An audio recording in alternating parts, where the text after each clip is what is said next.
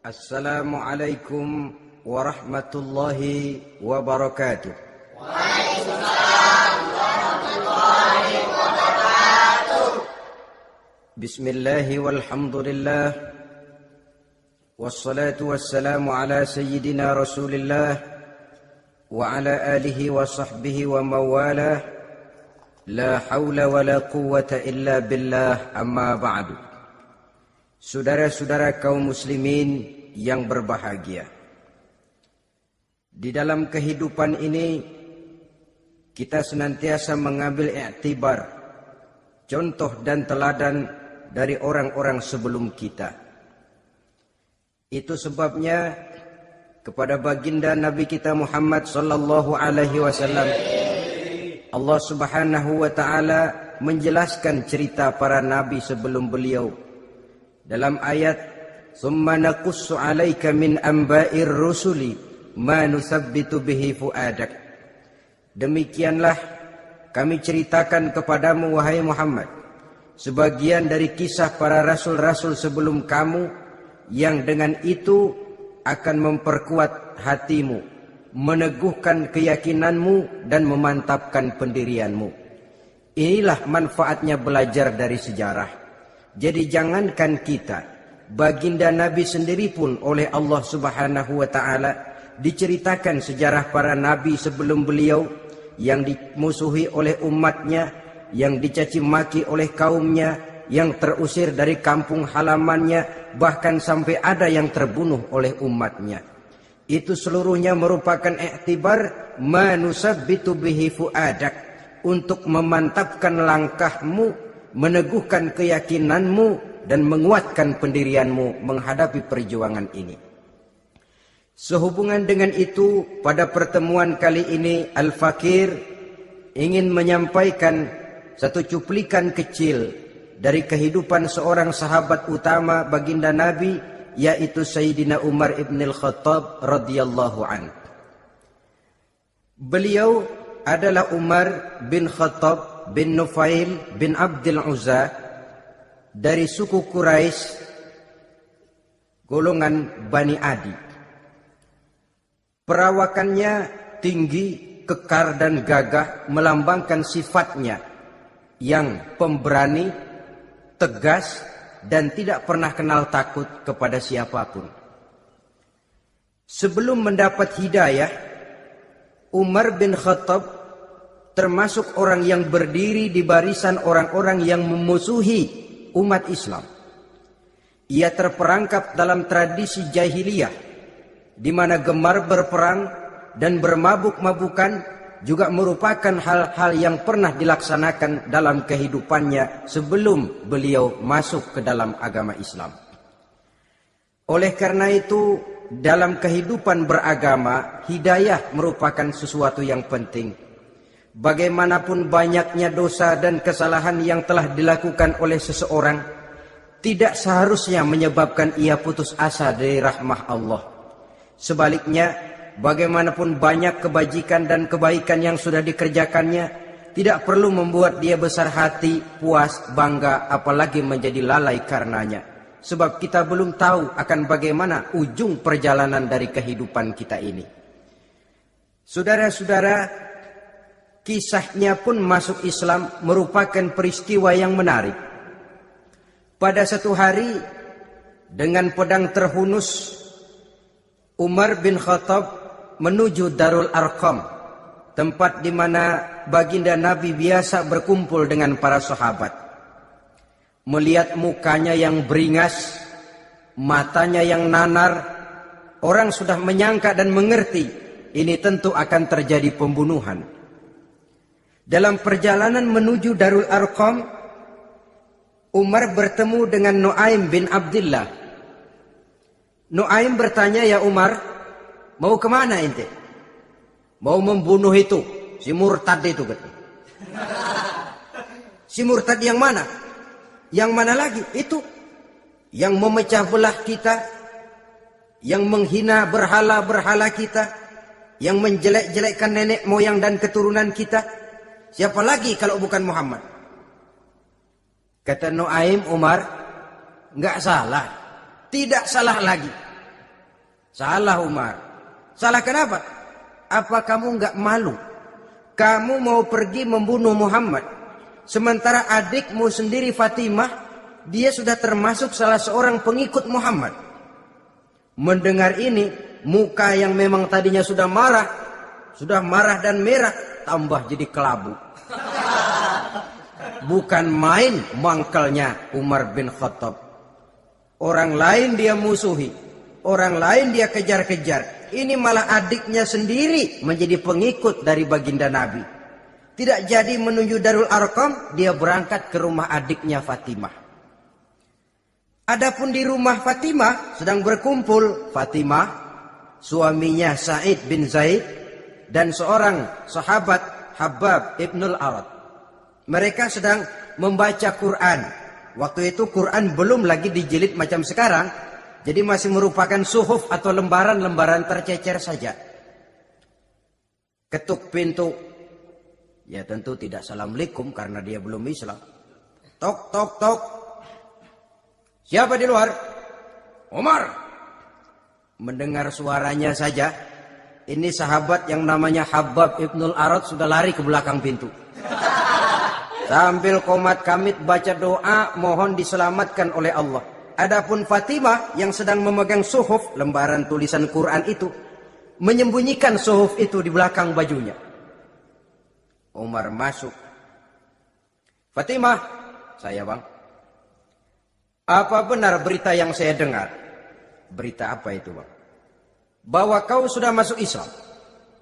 Bang, andai kata Muhammad memang benar, bagaimana? Sudahlah jangan belit-belit. Jawab saja kau masuk Islam benar atau tidak? Ya. Saudara hadirin. Begitu dikatakan iya. Tangannya langsung melayang. Menampar muka adiknya ini. Sehingga mengalir darah dari hidungnya. Suaminya Sa'id bin Zaid.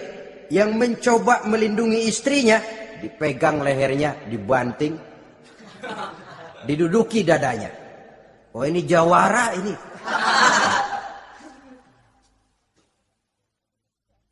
Namun pada saat sedemikian, suara kebenaran terpantul dari mulut Fatimah, adik dari Umar bin Khattab ini. Umar, apakah engkau memukul orang yang bersaksi bahwa tidak ada Tuhan melainkan Allah dan Muhammad Rasulullah? Apakah engkau menganiaya seseorang yang terpanggil untuk mengikuti kebenaran? Manusia macam apa engkau Umar? Saudara, memang dia orang keras. Tapi hatinya mudah menerima kebenaran. Sehingga mendengar kalimat adiknya ini tercenung dia sejenak. Melongok, bengong kata anak sekarang. Ini kalau tidak karena keyakinan yang mantap, tidak mungkin orang ini anak adik saya ini bicara macam begini. Umar, mengapa engkau memukul orang yang bersaksi bahwa tidak ada Tuhan melainkan Allah dan Muhammad Rasulullah? Mengapa engkau pukul orang yang mengikuti kebenaran menerima hidayah dari Allah? Begitu yakin dan mantapnya walaupun di tengah satu hal yang sangat menakutkan.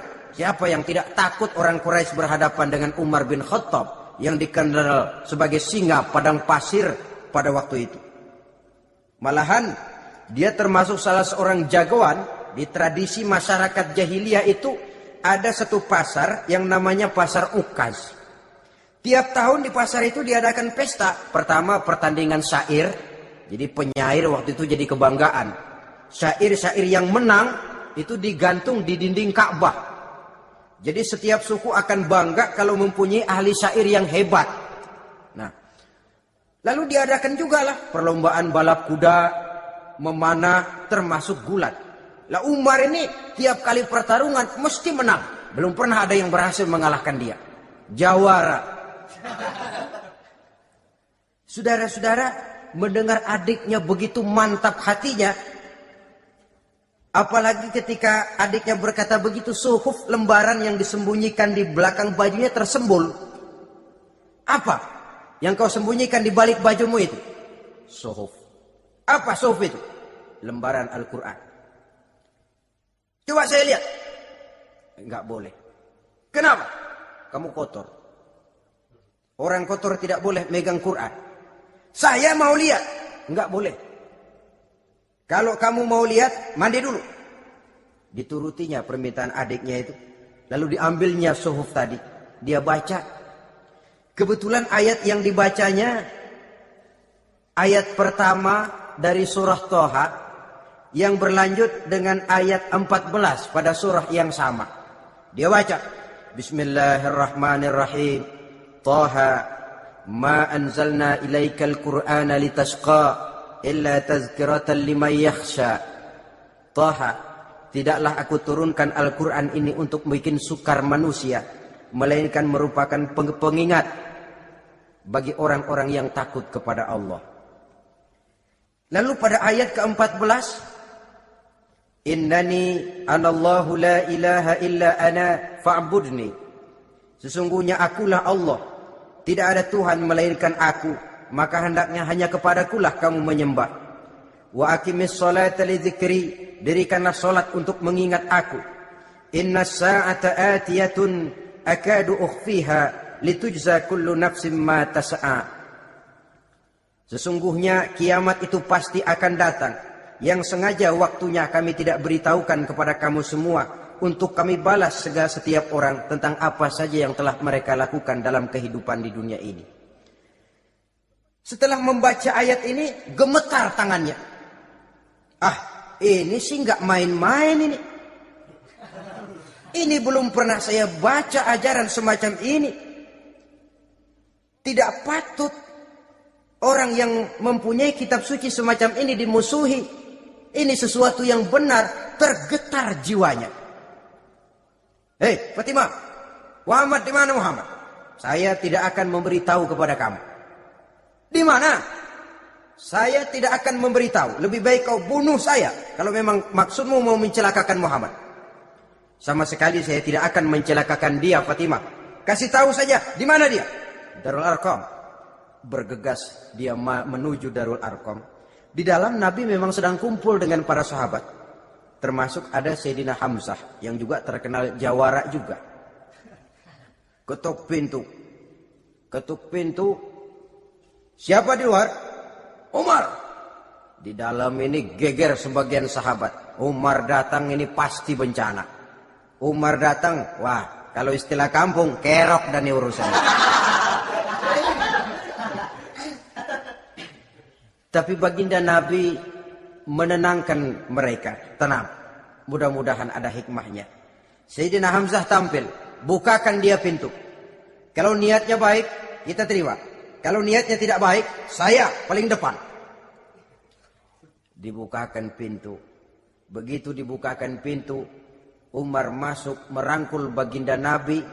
Kemudian dengan tersendat, Asyhadu an la ilaha illallah wa asyhadu annaka ya Muhammad Rasulullah. Saya bersaksi tidak ada Tuhan melainkan Allah, dan saya bersaksi bahwa engkau hai Muhammad adalah utusan Allah. Sahabat takbir semua, Allahu Akbar, Allahu Akbar. Kegembiraan meliputi suasana ketika itu. Kenapa? Karena sebelumnya dikala Umar belum masuk Islam, dia merupakan ganjalan yang paling dikhawatirkan oleh umat Islam. Setelah dia masuk Islam, jelas merupakan suatu keuntungan yang sangat besar. Dan dia tertarik kepada Islam bukan karena bujuk rayu orang, tidak karena diberikan harta, tidak karena diiming-iming oleh kedudukan tinggi, tapi karena kebenaran, hidayah menembus hatinya melalui wasilah ayat dalam surah Toha yang dibacanya melalui suhuf yang dipegang oleh adiknya tadi. Sejak saat itu berubah 180 derajat Umar bin Khattab radhiyallahu anhu. Tetapi tetap dengan sifatnya keras, tegas, dan tidak pernah kenal takut kepada siapapun. Cuma kalau sebelum Islam, dia kerasnya kepada Islam. Setelah dia masuk Islam, muter arah. Kepada siapapun yang memusuhi Islam, dia bersikap keras, tegas, dan tidak pernah kenal takut. Bahkan setelah beliau masuk Islam, satu hari ketika di Darul Arqam kumpul-kumpul, waktu itu Nabi belum berdakwah secara terbuka karena pengikut masih sedikit. Sayyidina Umar usul, ya Rasul, ada apa Umar? Alasna alal haq fi mamatina wa mahyana. Ya Rasul, bukankah kita ini berdiri di atas sesuatu yang benar? Bukankah mati kita, hidup kita untuk melaksanakan sesuatu yang benar? Bala ya Umar, betul Umar. Wallazi nafsi biyadih, innakum la'alal haq in muttum wa in hiyitum. Demi Allah Umar, kata Nabi, sesungguhnya kamu dan kita semua berdiri di atas kebenaran, hidup ataupun mati.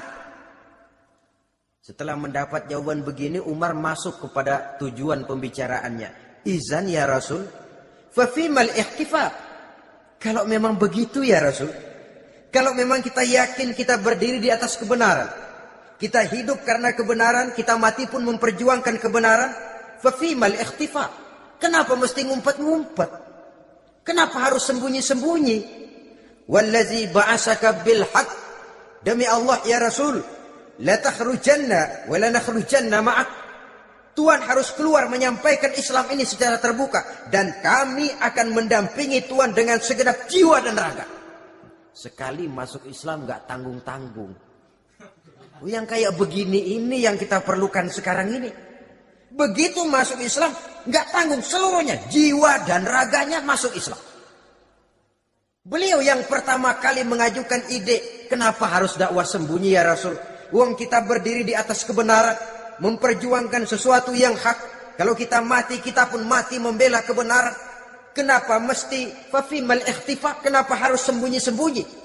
Mulai sekarang, mari keluar ya Rasul, saya akan dampingi Tuhan, nyawa taruhannya.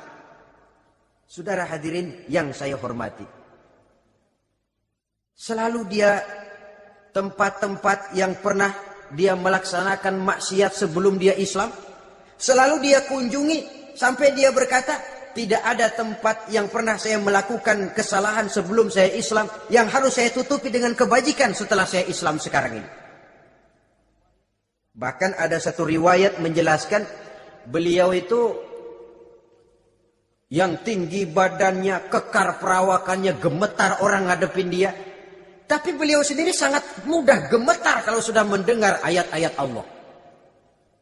Sehingga ada satu riwayat menjelaskan Sayyidina Umar itu setelah masuk Islam, kalau sholat kadang-kadang bila menoleh ke kanan beliau senyum, bila menoleh ke kiri beliau menangis, berurai air mata. Ada orang bertanya, ya Umar, kenapa menengok ke kanan kau senyum, ke kiri kau menangis? Itulah kalau saya ingat jahilnya saya sebelum Islam. Adapun bila saya menoleh ke arah sebelah kanan, saya tersenyum, teringat betapa dulu saya membuat berhala dari korma. Saya tumpuk-tumpuk, saya susun begitu rupa. Setelah saya sembah, saya makan itu korma. Gagah betul saya waktu itu, sampai Tuhan pun saya makan. Adapun kalau saya menoleh ke kiri, teringat putri kesayangan saya yang terbawa oleh tradisi jahiliyah, takut menanggung aib, merasa malu mempunyai anak perempuan sampai dia terkubur hidup-hidup. Berurai air mata saya mengingat semua itu. Padahal Nabi sudah memberikan jaminan.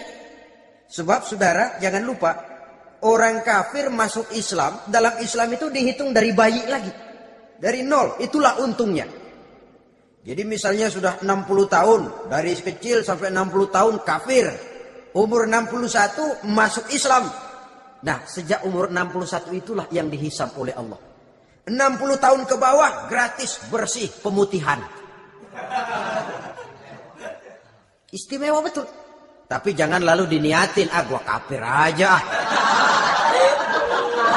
Nanti sudah tua-tua mau giliran mati baru Islam, itu diniatin lain. Ini yang karena faktor hidayah, saudara-saudara. Nah, cintanya kepada baginda Nabi luar biasa. Dalam setiap pertempuran beliau selalu di front terdepan. Bahkan demikian cintanya sampai ketika hari di mana baginda Nabi wafat, saudara-saudara. Disampaikan berita wafat Nabi kepada Umar ini. Ya Umar, baginda Nabi sudah wafat. Kamu ngomong apa?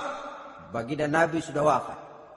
Bukan sedih, nyebut pedang keluar matanya melotot. Siapa yang bilang Muhammad mati, saya tabas batang lehernya. Begitu cintanya beliau kepada baginda Nabi, sampai-sampai nggak menerima kalau Nabi wafat. Taruhlah nggak bisa mati bersamaan, bolehlah mati beriring-iring saja barangkali maksudnya. Saudara-saudara, cabut pedang, kelayaban kemana-mana. Ayo, siapa ngomong Muhammad mati, saya tebas batang lehernya. Sampai bertemu dengan Sayyidina Umar, Sayyidina Abu Bakar. Di tempat orang banyak, Sayyidina Abu Bakar yang bijaksana ini pidato. Ayuhan nas, man kana ya'budu Muhammadan, fa inna Muhammadan qad mata. Wa man kana ya'budu Allah, fa inna Allah hayyun la yamut. Wahai manusia, barang siapa yang menyembah Muhammad, maka Muhammad sudah mati. Tetapi barang siapa yang menyembah Allah, Allah akan hidup selamanya dan tidak akan pernah mati. Mendengar pidato ini, Sayyidina Umar sadar bahwa sebenarnya yang tidak bisa mati itu cuma Allah. Bagaimanapun agungnya baginda Nabi, besarnya baginda Nabi, tinggi akhlak budi pekertinya Nabi, cintanya beliau kepada Nabi, toh Nabi manusia dan manusia harus mati. Kemudian dibacakan surah Ali Imran ayat 144. Wa ma Muhammadun illa rasul qad khalat min qablihi rusul afa immata aw qutilan qalabtum ala aqabikum. Muhammad tidak lain daripada manusia, telah datang kepadanya rasul, apakah jika ia mati engkau kembali menjadi murtad atau mundur ke belakang?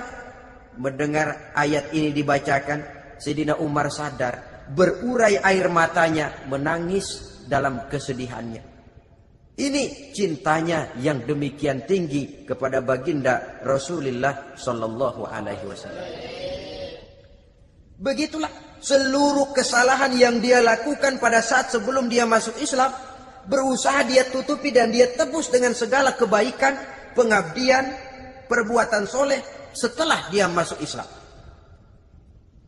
Sehingga diajarkan oleh baginda Nabi, ittaqillaha haitsu ma kunta wa atbi'i sayyi'atal hasanata tamhuha wa khaliqin nasa bi khuluqin hasanin. Bertakwalah kamu kepada Allah, kata Nabi, dimanapun saja kamu berada. Jadi takwa tidak kenal tempat. Dimanapun saja kamu berada, bertakwalah kepada Allah. Di rumah takwa, di pasar takwa, di kantor takwa, di tengah orang banyak takwa, pada waktu sendirian takwa. Ittaqillaha haitsu ma kunta. Bertakwalah kau kepada Allah dimanapun saja kamu berada. Jangan takwa pakai tempat. Di masjid takwa, di kantor nyolong. Itu tidak haitsu ma kunta yang diajarkan oleh Nabi. Dimanapun kamu berada, bertakwalah kepada Allah. Wa atbi'i sayyi'atal hasanah tamhuha. Dan iringi perbuatanmu yang salah dengan kebaikan. Jadi kalau satu saat terselip kita berbuat salah, cepat iringi dengan kebaikan. Tamhuha, dengan harapan kebaikan yang kita kerjakan akan menutupi dosa yang terselip kita lakukan. Ngomongin orang, astagfirullahaladzim, banyak istighfar. Istighfarnya mudah-mudahan bisa nutupin dosa karena ngomongin orang. Tapi jangan lalu tambal sulap. Ngomongin orang istighfar, terus ngomongin lagi istighfar lagi. Itu tentu tidak bisa dengan cara begitu. Barangkali terselip pernah mengambil harta orang tanpa alasan yang hak, imbangi dengan rajin sedekah misalnya. Barangkali pernah menyakiti hati orang, imbangi dengan perbuatan yang bisa menyenangkan hati orang lain. Itu namanya mengiringi perbuatan yang bersifat salah dengan kebajikan. Ini yang dilakukan oleh Sayyidina Umar. Setiap pelosok hampir dia datangi. Tempat-tempat di mana dia pernah melakukan kesalahan sebelum Islam, di sana dia tegakkan kebajikan dan kebaikan. Kegagahannya, keperkasaannya, keberaniannya sepenuhnya bulat-bulat sudah diwakafkan untuk kepentingan Islam. Saudara hadirin yang saya hormati, diperlukan orang-orang yang punya keberanian macam Sayyidina Umar. Berani karena panggilan hidayah, bukan berani babi. Babi berani juga babi, cuman nyeruduk. Artinya berani yang tanpa pertimbangan. Berani yang tanpa pertimbangan pada akhirnya akan menyulitkan kita sendiri. Beliau gagah, beliau berani, beliau punya kekuatan, beliau punya wewenang. Dan itu dimanfaatkannya untuk menjadi backing baginda Nabi kita Muhammad sallallahu alaihi wasallam. La takhrujanna wa la nakhrujanna ma'ak ya Rasul. Ya Rasul, keluar, sampaikan dakwah secara terbuka. Saya akan mendampingi Tuhan. Jika ada yang ganggu Tuhan, saya paling depan. Backing yang mendampingi Rasul untuk menyampaikan risalah Islamiyah ini. Saudara hadirin yang saya hormati, wa khaliqin nasa bi khuluqin hasanin, kata Nabi. Dan pergaulilah manusia dengan akhlak yang baik, karena dengan ini kau bisa mengambil hati orang. Dalam hadis lain katakan, innakum la tas'una an-nasa bi amwalikum walakin yas'uhum minkum bastul wajhi wa husnul khuluq. Kamu tidak akan bisa menyenangkan orang banyak dengan hartamu, tapi kamu bisa ambil hati mereka dengan budi pekerti yang luhur dan muka yang manis. Dengan harta belum tentu kita bisa menyenangkan semua orang, tapi budi pekerti yang luhur, muka yang manis, itu yang akan bisa membuat kau menyenangkan orang banyak. Setelah baginda Rasul wafat,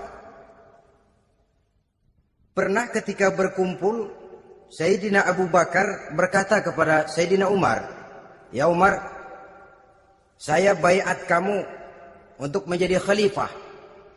Jawab beliau, "Sayalah yang akan membaiat Tuan. Tapi Anda lebih utama dari saya Umar. Keutamaan saya akan saya berikan kepada Tuan untuk mendukung kekhalifahan Tuan." Di sini kelihatan wataknya yang tidak ambisius.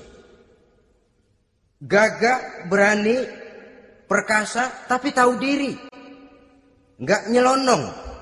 Tidak menggunakan kekuasaannya, kegagahannya untuk maksud yang sewenang-wenang.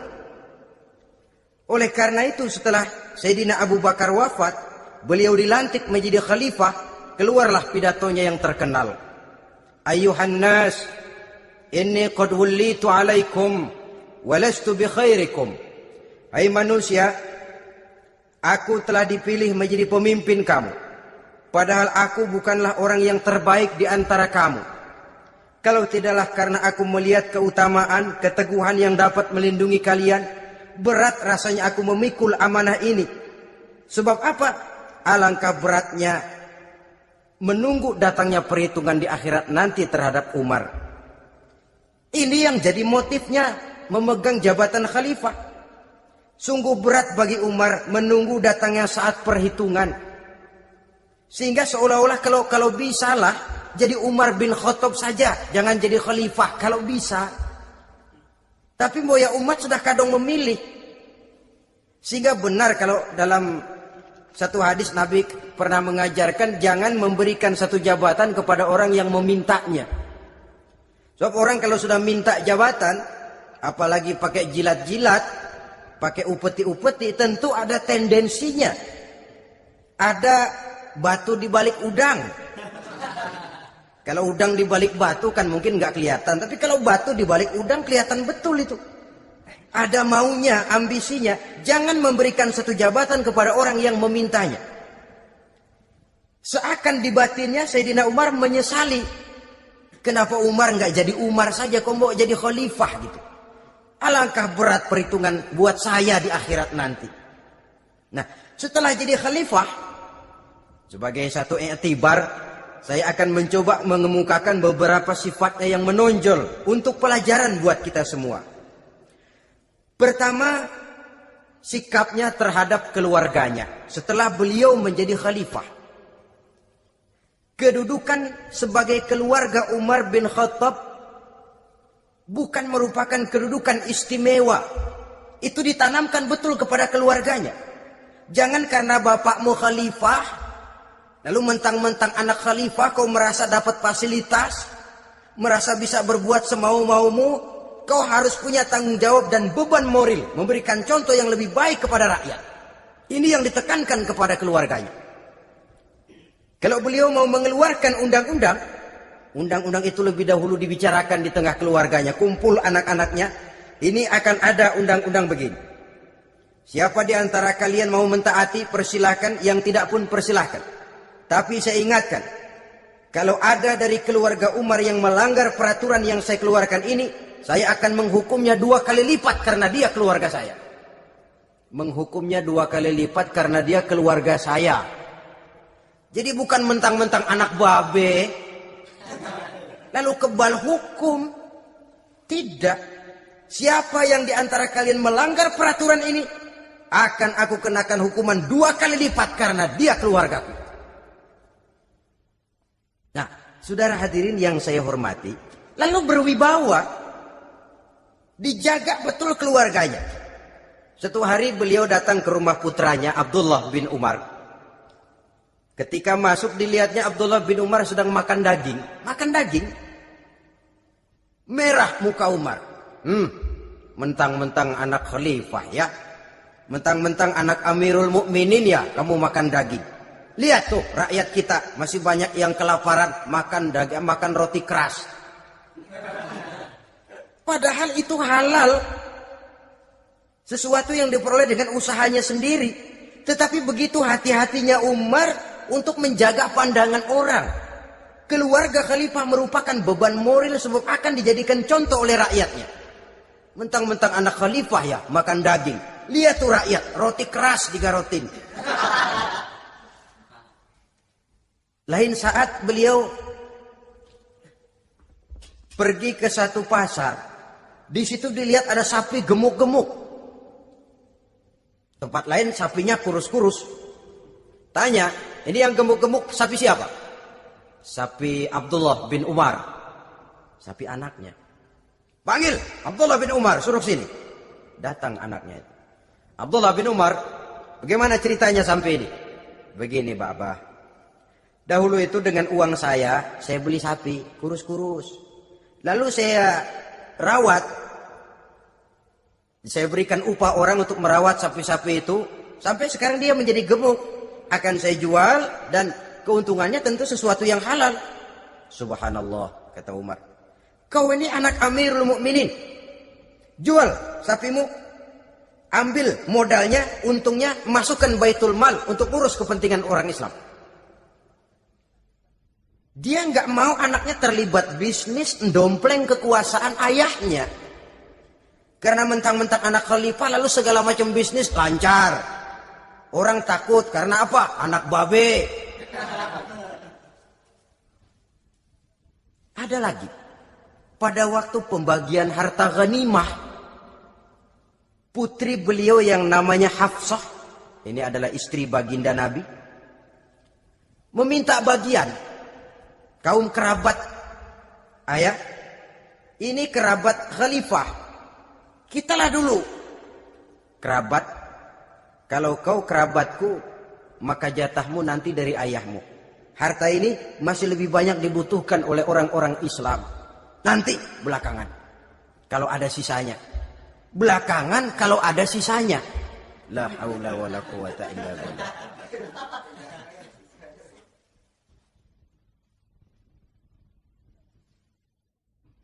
Saudara hadirin, itu terhadap keluarganya. Kemudian apa sifat-sifat yang menonjol dari kepemimpinannya? Pertama, kesederhanaannya. Beliaulah satu-satunya khalifah, Amirul Mukminin, setingkat presiden kalau sekarang, yang punya jubah cuma 2 dan 1 pun punya anaknya. Tambelan lagi. Pernah sholat Jumat terlambat. Beliau naik mimbar untuk khutbah, sebelumnya minta maaf dulu. Saudara-saudara, maaf saya terlambat nungguin baju kering. Seorang khalifah nungguin baju kering. Sederhana dalam kehidupannya. Mari kita ambil satu cerita lagi. Pada waktu beliau jadi khalifah, yang diangkat jadi gubernur di Mesir adalah Amr bin As. Amr bin As hidupnya lebih mirip kaisar. Istananya besar, pakaiannya bagus-bagus.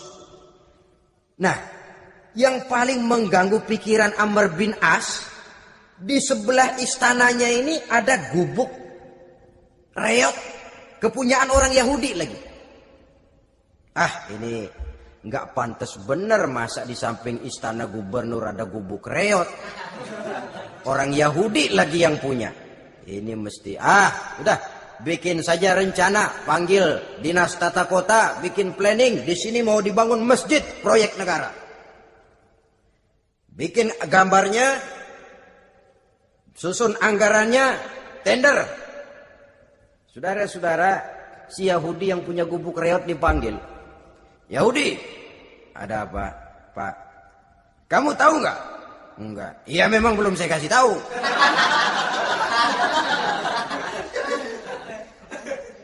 Ada apa, Pak? Itu kamu punya gubuk. Tahu? Kena proyek. Proyek apa, Pak? Kami mau bangun masjid besar di situ. Dan tidak sesuai ada gubuk reot di samping tempat gubernur. Jadi maksud Bapak, gubukmu, tanah-tanahnya mau saya bebaskan. Saya beli. Enggak mau, Pak. Saya enggak mau jual. Saya bayar 2 kali lipat. Enggak mau. 3 kali lipat. 6 kali lipat juga enggak mau, Pak. Saya dari muda peres keringat banting tulang cuma segitu-gitunya, Pak, tempat saya tinggal.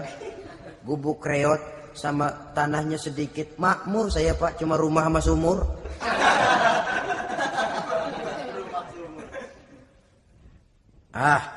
Ini Yahudi kelewatan juga. Akhirnya turun perintah, sudah, kalau dia nggak mau dibebaskan, gusur saja, tarik, ambil bulldozer. Gusur. Yahudi ini berurai air matanya. Aduh, begini jadi rakyat kecil. Udah jatuh ketiban ember lagi. Tapi pikir-pikir Amr bin As kan bukan yang paling atas. Dia kan cuma pejabat, masih ada atasannya lagi. Lapor lapor. Yahudi ini berangkat ke Madinah. Bayangkan dari Mesir ke Madinah. Jalan. Di sepanjang jalan dia berpikir membanding-banding. Kalau gubernurnya saja istananya begitu mewah, apalagi khalifahnya. Kalau gubernurnya galak main gusur, apalagi khalifahnya. Dan saya bukan orang Islam, apa dia lemin ngadu? Apa dapat tanggapan? Berangkat dia sambil harap-harap cemas. Sampai di pintu kota Madinah, dia temui orang lagi tidur di bawah pohon korma. Selamat siang, Pak. Ada apa? Pak. Apa? Mau lapor. Lapor apa? Bapak tahu Khalifah Umar bin Khattab? Tahu. Istananya di mana, Pak? Istananya di atas lumpur. Di atas lumpur. Di atas lumpur. Pengawalnya banyak, Pak. Banyak. Siapa, Pak? Yatim piatu, janda-janda tua, orang-orang miskin, orang-orang lemah, itu pengawalnya. Pakaian kebesarannya apa sutra apa, Pak? Pakaian kebesarannya malu dan takwa. Saya nggak ngerti, Pak. Itulah Umar bin Khattab. Lalu orangnya sekarang di mana, Pak? Di depan ente. Rupanya yang dia tanya itulah orangnya. Gemeter Yahudi ini. Keringat bercucuran. Coba, istananya di atas lumpur. Sebab beliau berprinsip, bagaimana saya bisa menghayati nasib rakyat kalau saya tidak merasakan apa yang mereka rasakan? Bagaimana saya nggak bisa tahu sakitnya lapar kalau saya belum pernah kelaparan? Itu prinsipnya. Istananya di atas lumpur. Para pengawalnya yatim piatu, janda-janda tua, orang-orang miskin, orang-orang lemah dan tidak mampu. Dan pakaian kebesarannya malu dan takwa. Kamu dari mana? Dari Mesir, Pak. Ada apa? Mau laporan gubernur Bapak di Mesir yang namanya Amr bin As. Kenapa? Main gusur aja, Pak. Ceritanya? Iya, dia mau bangun masjid. Kebetulan di areal itu saya punya tanah sama gubuk segitu-gitunya. Saya nggak mau dibeli. Digusur, Pak. Saya mau mencari keadilan. Begini. Kamu lihat tempat sampah itu? Lihat. Di situ banyak tulang. Coba kamu ambil kemari satu, tulang unta, bawa sini. Bingung Yahudi. Pak, saya kemari mau cari keadilan. Kalau tulang mah di Mesir juga banyak, Pak. Sudahlah, pokoknya kau ambil saja tulang itu. Dicoker-coker, dapat, dikasih. Tulang itu digaris lurus oleh Sayyidina Umar dengan ujung pedang. Red. Nah, nih, kau bawa kepada Amr bin As. Makin bingung itu Yahudi. Suruh bawa tulang cuman digaris. Nanti saya ngomong apa, Pak? Sudahlah, kasih saja. Pulang dia. Sampai di Mesir, Tuan Gubernur, ada apa? Saya baru menghadap khalifah. Kemudian beliau sampaikan ini, dikasih tulang. Amr bin As melihat tulang ada goresan lurus dengan ujung pedang, gemetar, badannya keluar keringat dingin, panggil kepala proyek, proyek batal, masjid nggak jadi didiriin, itu gubuk Yahudi diriin lagi. Ini Yahudi makin bengong. Ini gubernur dapat tulang doang segitu takutnya. Ada apa sebenarnya Tuan Gubernur? Kamu tahu, ini nasihat pahit buat saya dari Amirul Mukminin Umar bin Khattab. Seolah-olah beliau bilang, hai Amr bin As, jangan mentang-mentang sedang berkuasa ya. Pada satu saat kau akan jadi tulang-tulang kayak begini. Maka mumpung kamu masih hidup dan berkuasa, berlaku lurus dan adillah kamu seperti lurusnya garis di atas tulang ini. Keren. Lurus, adil, jangan bengkok. Sebab kalau kamu bengkok, nanti aku yang luruskan pakai pedangku. Siapa yang nggak ngeper digituin? Sampai akhirnya apa? Kata si Yahudi, Pak, kalau begitu Islam adil ya. Adil. Kalau gitu biarin dah, Pak. Tanah saya. Mau kamu jual? Bukan saya jual, Pak. Saya kasih aja dah. Campur gubuk-gubuknya, ambil aja dah.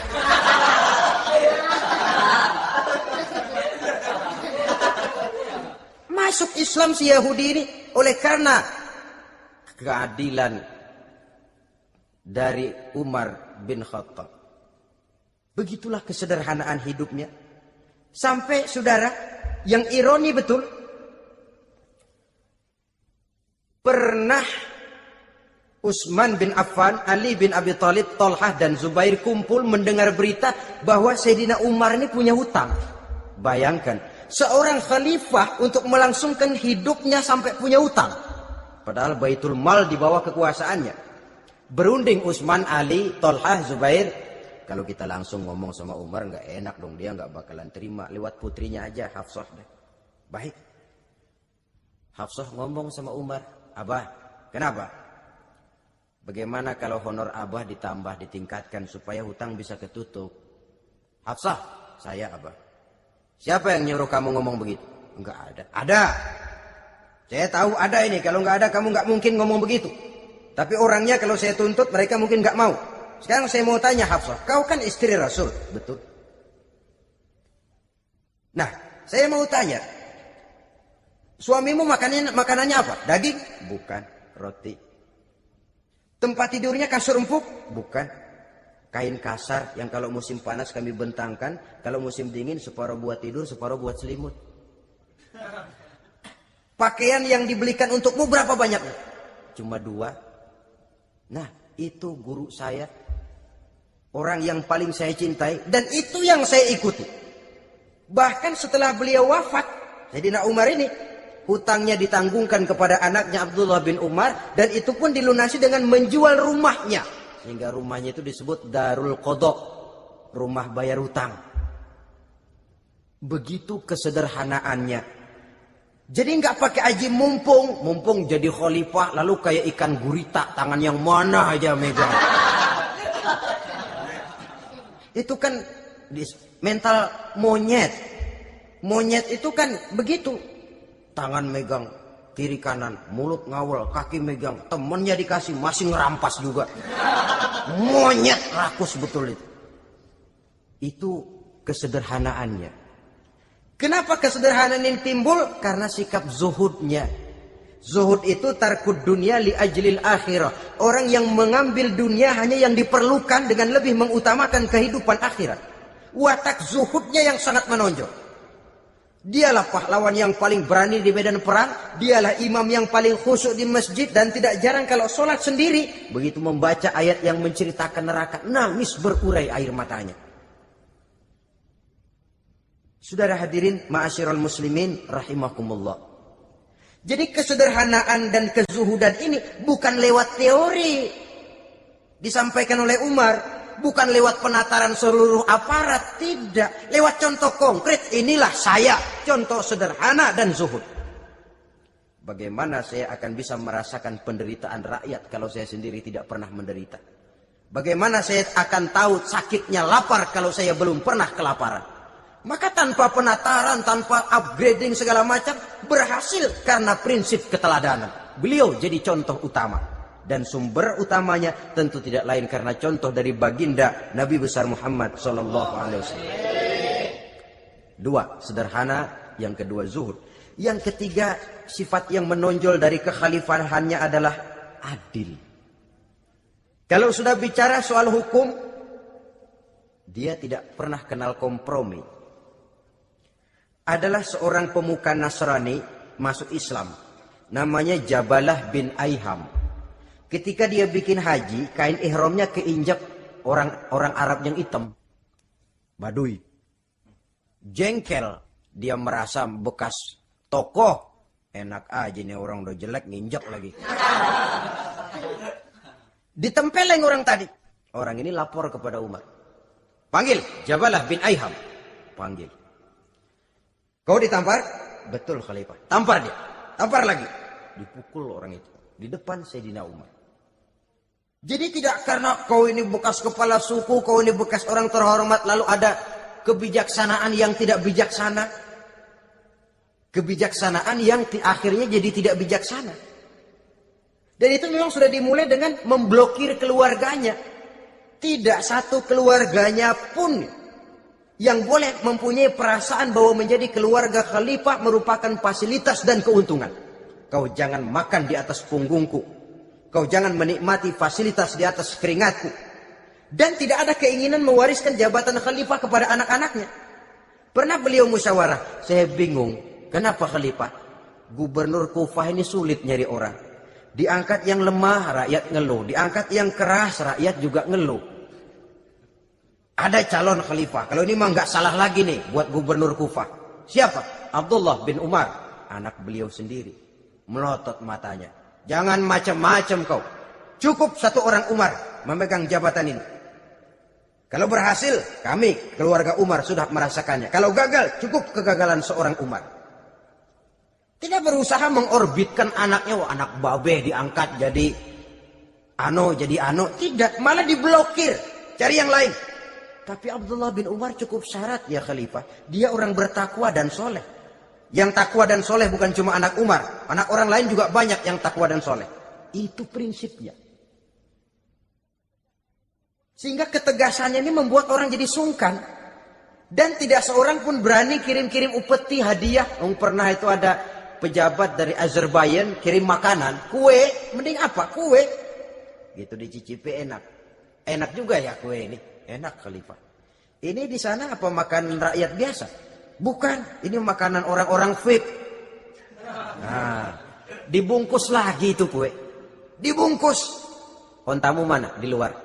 Ambil, bawa pulang, serahkan lagi kepada gubernur di sana, kasih tahu salam dari Umar bin Khattab. Kenyangkan dulu rakyat dengan makanan seperti ini. Kita belakangan. Jadi kalau rakyat lapar, saya orang pertama yang akan merasakan kelaparan. Tapi kalau rakyat makmur, biarlah saya menjadi orang terakhir yang kenyang. Kan bagus prinsip itu. Jikalau rakyat kelaparan, saya akan jadi orang pertama yang merasakan lapar. Tapi kalau rakyat makmur, biar saya jadi orang terakhir yang kenyang. Jangan dibalik. Pada saat rakyat kelaparan, dia kekenyangan. Dan selanjutnya, sikap keadilannya ini saudara-saudara menyebabkan hukum lalu jadi berwibawa. Pernah beliau jalan-jalan di lorong kota Madinah. di tempat yang namanya Harah bersama Aslam.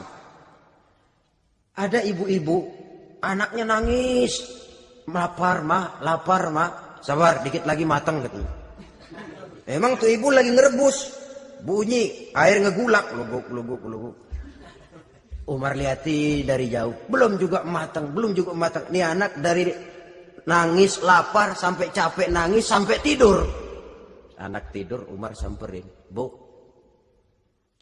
emang masak apa sih kok nggak bisa matang? Saya nggak masak apa-apa Tuan. Itu pating kerubuk apa?